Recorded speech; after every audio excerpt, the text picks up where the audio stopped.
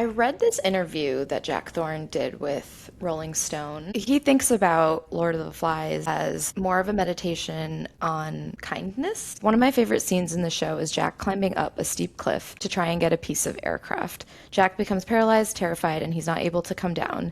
And then Roger comes up after him, and Morris is standing at the bottom, and they're both really concerned for him. These are boys that are capable of monstrous acts, but in that moment, it's this quiet love. I think that's one of the only times we see kindness from them. I think it's really telling also that at the end of that, Jack is like, let's not tell anyone that this happened. And they don't talk about it ever again. I don't think there are more examples of them treating each other that way. So I was really surprised when I read that quote because I was like, I don't think that's what comes across to audiences at all. That is a rare take about Lord of the Flies. And to your point, they say they're never going to talk about that moment again, which is then plays into not just masculinity, but toxic masculinity. Yeah, we did have a moment of fear and vulnerability and kindness all wrapped up, which are worth talking about, but we're going to stamp that down. The kindness starts with Ralph and with Nikki, and then it gets slowly eroded from the entire group. Even the little ones who you see in the beginning probably missed their parents and by the end are cheering and raging along with everybody else. So it holds the position it holds in literature for a reason.